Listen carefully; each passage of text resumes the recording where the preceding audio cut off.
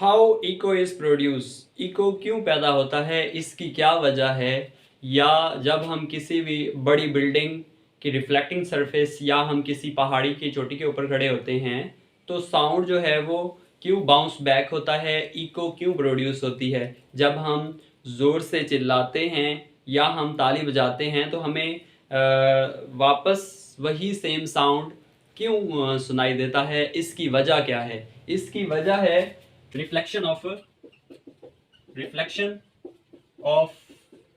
Sound. Reflection of sound इसकी सबसे बड़ी वजह रिफ्लेक्शन ऑफ साउंड है। अब ये रिफ्लेक्शन ऑफ साउंड क्या है कि जब भी साउंड की वेव जो हैं वो एक मीडियम से पास होती हैं और दूसरे मीडियम से टकरा के वापस उसी मीडियम में आती हैं तो उसे हम रिफ्लेक्शन ऑफ साउंड कहते हैं। अब ये रिफ्लेक्शन ऑफ साउंड की वजह से ये इको प्रोड्यूस हुआ, लेकिन इसके पीछे की कैलकुलेशंस क्या है वो ये है कि लेट्स सपोज अगर हम स्पीड जो है वो साउंड की जो हमने फॉर एग्जांपल ताली बजाई या चिल्लाए तो स्पीड ऑफ साउंड जो है वो हमने सपोज की कि 340 मीटर पर सेकेंड हो, तो हमें ये पता है कि साउंड जो है वो प्रोजिस्ट करता है हमारे दिमाग में लगभग 0.1 second.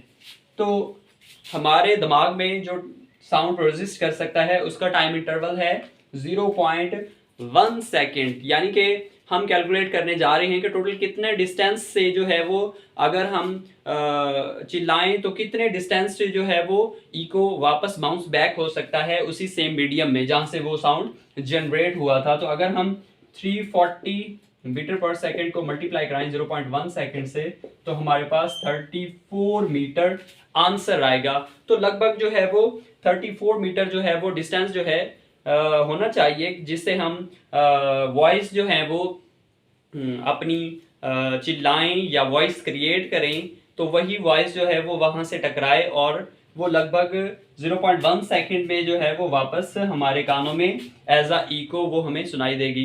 Different sounds different echoes हमें सुनाई दे सकते हैं।